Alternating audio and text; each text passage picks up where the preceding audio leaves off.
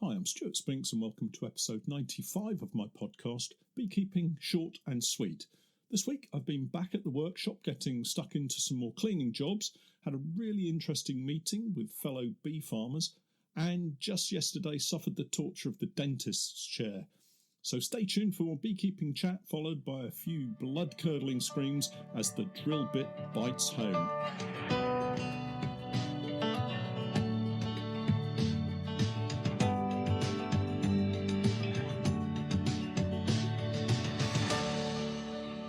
Beekeeping Short and Sweet, a beekeeping podcast for the inquisitive beekeeper with a short attention span. A beekeeper, in fact, just like me. So welcome back to the podcast. It's been another busy week. Someone recently said to me that beekeeping must be a doddle through the winter because you don't have anything to do. Believe me, it's been anything but quiet. We've been recording a few more videos, and that I guess does eat into the beekeeping time a fair amount. Not that I'm complaining though, I love producing those videos to share, particularly those for the Patreon page where everyone is so very supportive with their comments. We spent a very busy day at the workshop cleaning the majority of the old boxes and frames. I had a stack of boxes from the late summer and autumn losses that needed to be stripped out and cleaned. So we decided we really ought to get stuck into those before it gets to become a last minute panic, which it very often does. I'm really good at telling others how to get organised for their beekeeping season, but for myself, I just seem to get caught up in the procrastination game and delays tend to creep in. Totally my own fault and something that I really need to get a grip of. So the clean-up operation went really well in the end. We had around 30 boxes, mostly brood boxes with frames in, a mix of national and commercial boxes, but also some super boxes with frames as well. The frames in some could have been rescued. That's the comb within those frames, but it is really a judgment call, and I always fall on the side of caution with deciding whether to cut out the comb or to try and use it again. My previous experiences as a bee inspector has shown me that when you decide to take a shortcut, there's every chance that the one time you do that, things can go horribly wrong. It's a bit like that important piece of paper that you have on your desk that you tell yourself you really must file. You forget to file it, and 3 months later, you're searching the house, turning it upside down, trying to find where you put that piece of paper when actually you should have put it away in the appropriate file when you thought about it. Anyway, getting back to the cleanup operation, the process is quite straightforward, really. We'd removed the frames, cut out the old wax comb, which is always a bit of a chore, but we use a variety of tools. Usually an old bread knife works quite well. And then those frames get stacked, ready for boiling. We tie them into bundles of 10 or 11, depending on how many frames we have in the box. And they go into the tank for dipping in washing soda water. I try to scrape off as much of the wax and propolis from the frames as well, so that makes the boiling job so much easier. I then remove all the runners from the boxes, grab a hive tool and go to work scraping all of the wax and propolis from the inside of the box. And finally we set them to one side ready to scorch with a flame to get the last stubborn bits of debris out and hopefully kill off anything that shouldn't be in there. The wax goes into a half barrel with water in the bottom 6 to 8 inches, I guess, and gets heated up and is melted out from all of the debris that then accumulates before being strained and cleaned properly. All of this takes time, of course, and we didn't get everything sorted, although I think the only jobs remaining are the scorching of the boxes and cleaning up of the wax. To be honest, I think there may be a few frames still to boil, but all in all, it was a good day's effort. As usual, I have to thank Pete and Steph for their fantastic help.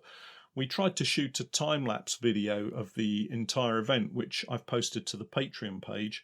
I'm not sure we got the right angle to show the sheer amount of work that was done, but with practice, I'm sure we'll get this time-lapse thing sorted. On Tuesday and Wednesday, I was in Solihull at a very swanky hotel for a Bee Farmers Association meeting called the Knowledge Exchange Group. It was a chance for members of the Bee Farmers Association who'd signed up to the groups to get together and look at the data that we'd all compiled from last year's season, compare and contrast, and from my perspective, see if I could find any indicators that would shape the way we do things this year. And boy, did I get a heap out of it. It was a thoroughly good day. Quite exhausting, because I think from the first minute we were talking beekeeping right up until the point that I got back into the truck to drive back home. And that's about a 3.5 hour drive, it turned out. The first thing I would say is that I'm not going to share any of the data from the groups that we were involved in. I'm just going to talk about my own experience from last year when compared to others. I'm certainly not going to preach any confidentiality or trust from within the group. Maybe one day I'll get a chance to interview somebody about the knowledge exchange groups from the Bee Farmers Association, and we'll post that on a podcast as well. So the first thing to say is that I got incredibly lucky. I got the bridal suite for my overnight stay. When I opened the door to the room, I say room, but it was more like my house, only bigger. Steps leading up from the lobby into a huge suite with a 4-poster bed, a sofa, coffee table and chairs, footstool, another coffee table, one of those very smart Nespresso coffee machines, and, would you believe, a twinkly, starry ceiling, lots of little, I guess they're LED lights fitted into the ceiling, and finally a kind of hydrotherapy infinity bathtub where it appeared you just allowed the water to flow over the rim of the bath and it recirculates it, so you're in a constantly filling bath. Add to that the separate bathroom with a walk-in shower big enough for about 4 people, and you start to get a feel for what I'd been given. The bed was actually big enough for about 8 people, and of course Billy No Mates here was all alone. I should add, I was alone for the entire night too. I don't know why they put such a big bed in the room. I can't imagine anyone gets much sleep in there, but that's another story. So, on to the data set that I'd submitted. It proved exactly what I knew, really. Last year was a disappointment on several levels, but a learning experience, so although disappointing, not terribly negative, not totally negative. Costs appeared to be up, honey production was down, and the high levels of drone-laying queens and chronic bee paralysis virus that we suffered, and that I seem to have suffered more than the rest of the group. One interesting point was that although we'd had a lot of swarming last year, we weren't alone. So all of those beekeepers on social media proclaiming that they hadn't had any swarming and life was good must surely have been in the minority. Perhaps they haven't been completely honest, or perhaps they can't spot when a colony has swarmed. Who knows? All I know is I now had some data on paper with which I could really get to grips with and help me plan for the coming season with a bit more of a business head on, instead of that dreamy beekeeper's head with colonies popping up everywhere, honey overflowing into ready prepared buckets, and queens that would let me know well in advance prior to swarming. One of the main factors for our season's disappointments last year was the very early season that we encountered and the high levels of drone-laying queens and chronic bee paralysis virus that we had encountered. That really put me on the back foot from the start, and we were chasing around trying to catch up from that point onwards. And I think this is where the gathering of like-minded beekeepers really helps. We discussed individual approaches to spring growth, inspection regimes, queen rearing, and more. We certainly crammed an awful lot into the short time that we were together. To help me remember some of the stuff that I felt was important, I wrote some notes down on my iPad. Firstly, the note that I made was keep records for everything, costs and inputs, time spent doing the various parts of my day-to-day business. I am slightly different to most other bee farmers in that I'm creating a lot of videos and podcasts on the back of the beekeeping, but that's not really too different to someone who's keeping a lot of bees while trying to hold down another full-time job, for instance. So there were similarities. Here's a really big one for me. Clipping queens.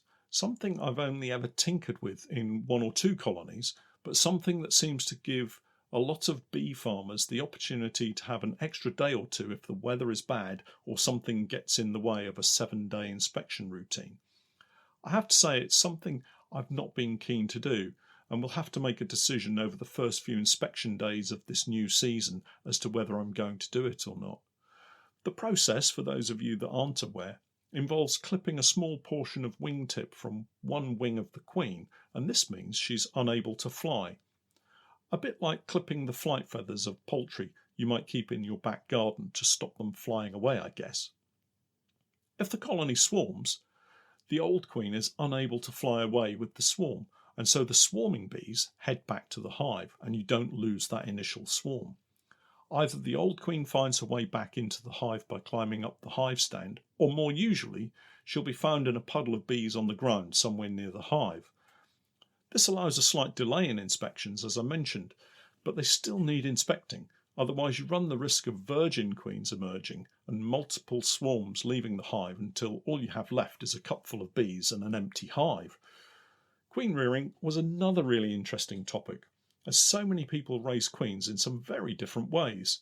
If you've listened to the podcast for a while, you'll know that last year I grafted very young larvae quite successfully for the number of queens that I wanted, and used the Jazy Beezy cell cups to graft into. Grafting was quite popular generally, but also a kind of on-the-spot queen rearing technique that made a lot of sense to me. Imagine you're in your apiary and you have, let's make up a number. Let's say you have 7 colonies in one apiary. This number allows beekeepers with less to join in, but also beekeepers with more can widen their technique to include more colonies in the apiary. Imagine you're inspecting your bees and the general mix is across the board. Some colonies are calm and a pleasure to deal with. A couple of colonies are what you'd term average, but you also find a couple that are not so pleasant, and you've noticed these playing up before. So I should say here, I'm just looking at the temper of the colonies, not any other factors. All you have to do is to remove the queen from the 2 bad-tempered colonies and replace them with queens from the better colonies in the apiary. This can be done quite easily. Of course, you need to be able to find your queens. Once the nice queen is out of her colony, the workers will immediately go about replacing her, and in a few days you might not only have a queen cell to replace the previous nice queen, but you might also find yourself with several other queen cells that you can harvest and place into nuke boxes or whatever setup you're running, maybe mini mating nukes. Now I know this system isn't going to be ideal for everybody, but from the perspective of removing feisty queens and settling those colonies down quickly, it seems like a really simple solution that can be implemented at any time you find yourself in the apiary. And of course, you get the benefit of having extra queen cells that you can then harvest to increase the number of queens you've got available. Just remember to wait until there are plenty of drones about and the weather has warmed up a little. The first week in February isn't the time to go poking around in your hives. Finally, it was really interesting to see the honey production values. I was right at the bottom of the pile with a meagre 11 kilos per hive, but that was an exceptional season for me, with swarming and losses due to splits failing because of the drone-laying queens and CBPV. There were some very good averages, and what I found was it's not a case of my bees are better than your bees, but rather each bee farmer had a story to tell of their season and why they cropped what they did. It does, of course, give me hope that my small outfit can produce significantly more honey than it did last year, and now I'm able to quantify it in a more specific way. I think I could have spent a month around these professional bee farmers and still had questions to ask them. The more I learn, the more I realise I don't know, and that's really exciting to me. Finally, once I returned from my jolly, I had to visit the dentist to have a filling repaired. Now, I like to think I have a pretty good pain threshold. I get stung regularly throughout the season. It comes with the territory, but put me in the dentist's chair and I start to get a little nervous. I think it's when my dentist asks, "Would you like me to numb you?" that the beads of sweat start to form. Now, I'm not squeamish, but I'd rather have the injection than not. And to be honest, it's not even the injection that gets me gripping the hand rests so tightly. It's the fact that she goes to work with the drill almost immediately after the injection. I haven't hit that high a note since I was in the local choir as a young teenager. Anyway, I got through it and I was told off like a naughty schoolboy yet again. Remember to brush your teeth, remember to floss, use a water pick and interdental cleaning sticks, whatever the heck they are. They're all now part of my daily regime again, and the bank balance, of course, has taken an appropriate hit. I guess I'll just have to get my bees producing 40 kilos of honey per hive to pay for it. Well, that's it for this week. If you haven't checked out my Patreon page as yet, please do take a look. Your support would be very welcome. That's www.patreon.com/Norfolk Honey. Thanks for hanging around until the end of the podcast. Have a great week, and we'll catch up again next time. I'm Stewart Spinks, and that was Beekeeping, short and sweet.